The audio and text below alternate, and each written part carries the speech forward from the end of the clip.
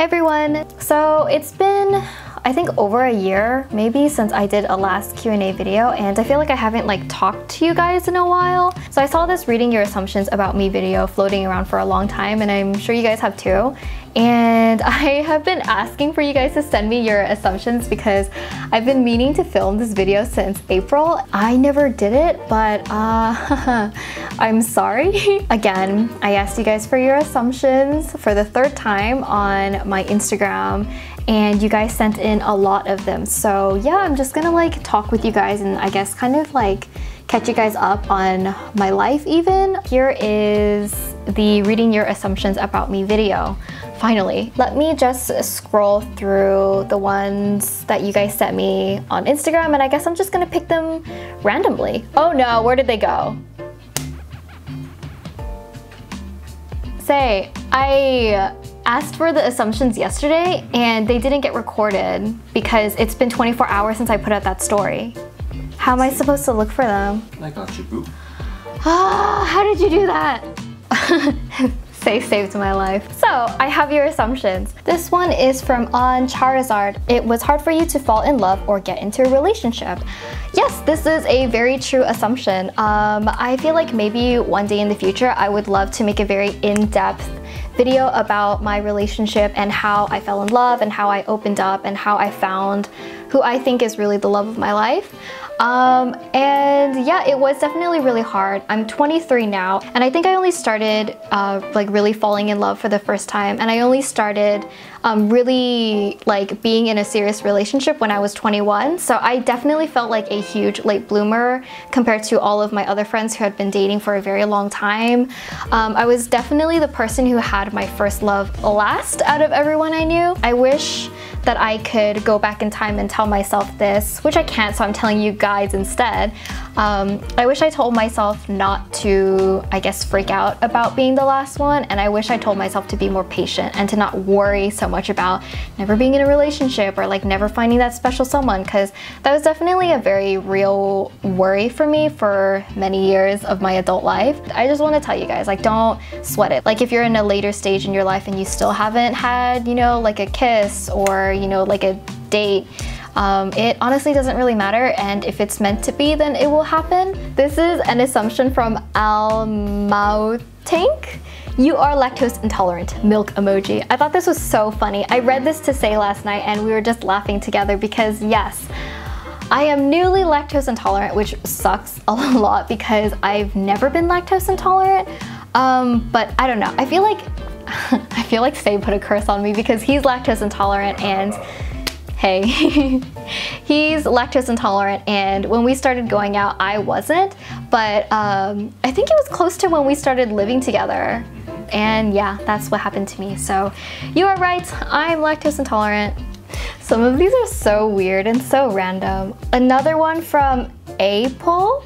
You're 15 years old. No, I'm 23. I'm not 15. I think that this is a really, really sweet assumption. LemRXna said, you are happy. I think you guys actually pick up on stuff about me and my life really, really well.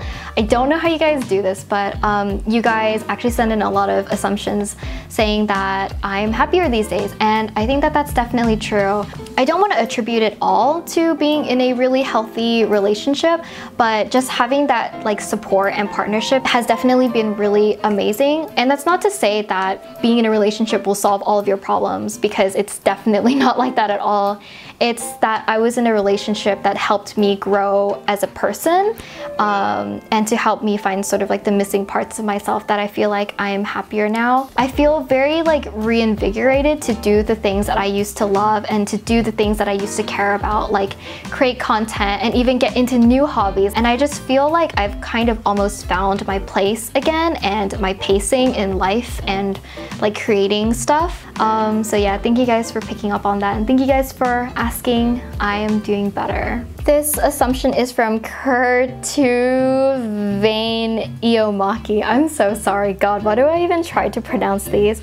You are a lot less calm and collected in real life, and you get easily anxious. Say, did you hear that? Yes. Can you vouch for that? Ooh, do I want to call you out or do I want to call you out? Wow. Well, I feel like you do get tense pretty quickly, especially when you have high expectations and then things start tumbling down.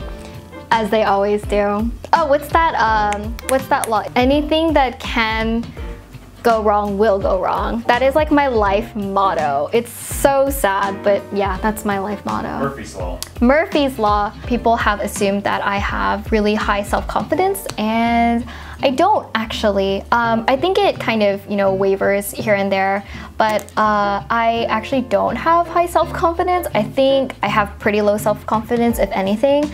I think people have this assumption of me, and I think it's a very normal assumption to make about anyone you see on social media. Obviously, I post so many photos and videos of myself, but that just happens to be the medium of the content that I create. I dress and decorate my body in the ways that I do because it is to express myself, and it's also to express my interest in fashion and makeup. But just because I like to, present myself in that way doesn't mean that I actually have really high self-confidence, if that makes any sense.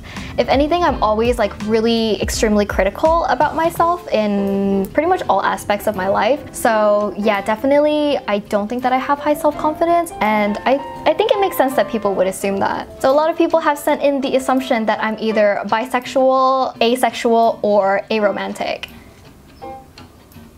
I think it's very interesting, but a lot of people actually sent in assumptions that I'm either rich or I come from a very well-off family. I think maybe because, you see a certain image that someone has curated for themselves on social media, especially Instagram, but I obviously think that's not the full story ever. Everything that I have to this day is just because I started with nothing and I worked really hard to be able to be in a better place. My parents were immigrants from China, and even though I was born in America, I was still the first generation American to a family of immigrants.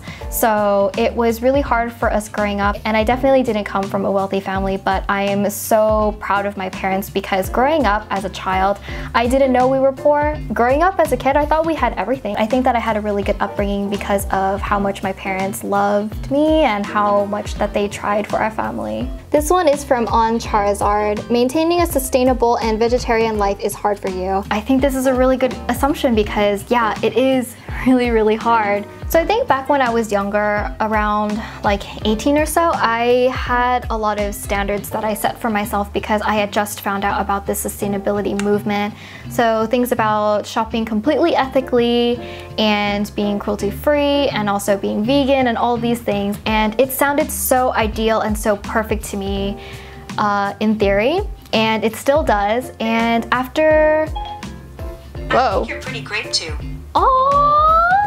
It's been several years since I started, trying to be more sustainable and things like that. And I think I realized that it's not so black and white because there will always be things that kind of put your ethics into question. I ended up not being able to become vegan because of a lot of health constraints, and I felt like I was always going to pass out when I was trying to be vegetarian, let alone trying to be vegan, and it was just really difficult for my body type in particular. So I realized that it's okay to sort of live more in a gray area where personally, I try to shop sustainably as much as I can, as often as I can, but once in a while there will be a reason why I can't or I won't, and I won't beat myself down for not being able to uphold to my old standards anymore. I went to this stage where I was shopping very ethically and sustainably, and I had been doing so for a few years, and I found myself in a position where when I was traveling overseas, I couldn't even buy socks if I needed to because it got so difficult to live that lifestyle. I couldn't even, wear a t-shirt that my friend's brand gave me because I wasn't sure about their ethical standards, and it made me feel bad because I couldn't support my friends and things like that. So I think I kind of have a more realistic view of this sustainability movement where you can try your hardest to live this way, but sometimes, it's okay to be more in the gray area. Another assumption I got is that you dislike your younger self.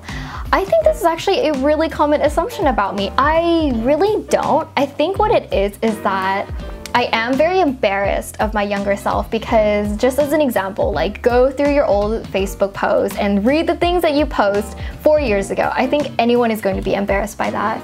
But just because I'm embarrassed of my older self, as anyone is, it doesn't mean that I dislike my younger self. So I think people mainly assume this because I delete a lot of my old content, especially YouTube videos. And I honestly just do that because I feel that when my old posts become outdated with the things that I currently do now, I just kind of want to, like, you know, get rid of that. So I guess everything remains like consistent, especially when the quality of that content doesn't hold up to my standards now. I feel so embarrassed by them. And you guys have been asking me for a really long time to put up some of my old videos, like my old Halloween videos from 4 years ago. I am so embarrassed by those because I think that they're so badly edited and badly filmed. Of course, that's kind of what everyone goes through when they first start YouTube and social media. It's just like crap everywhere.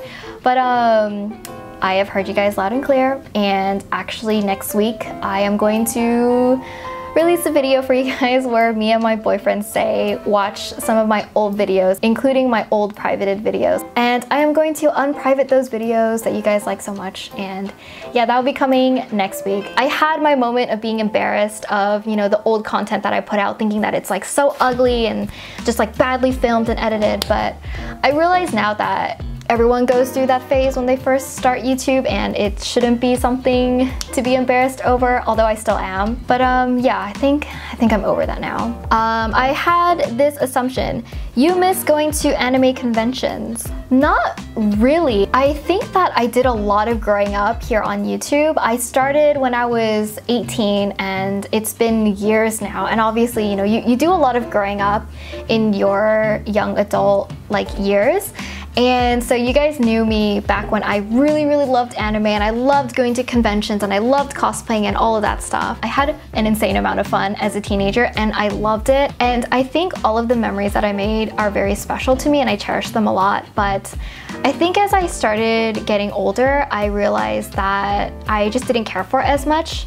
It just wasn't really my scene anymore. I didn't really like crowds anymore. I couldn't deal with the amount of people. I think I just kind of outgrew being in a fandom and things like that. It's definitely not to say that it's for kids. I think just for me, I ended up kind of outgrowing it because I became more focused on a lot of other things in my life, and I just didn't really have like the attention span for it anymore. I just feel like in general I don't have so much time to dedicate myself so wholeheartedly into things anymore. Another assumption from Anna.andthegarden: you are improving how you do your nails so you can make videos about it later. I think you guys know by now that I'm obsessed with nails, and I have been really upping my nail game recently. I'm so proud of myself actually. I have been sharing more about my nails recently, and a lot of you guys always ask me to do nail videos, like how I do my designs and also nail care and stuff like that.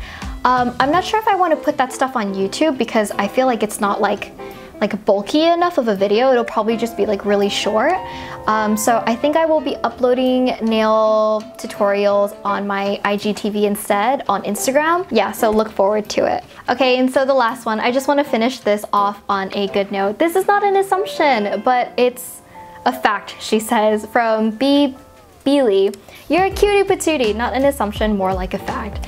That is so sweet. You guys are like too nice to me. Like the majority of these assumptions aren't even assumptions. It's just you guys saying, oh my god, you're so cute. And that is just the sweetest thing ever. Thank you.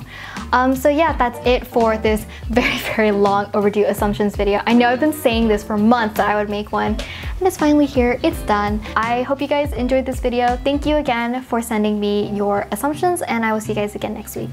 Bye!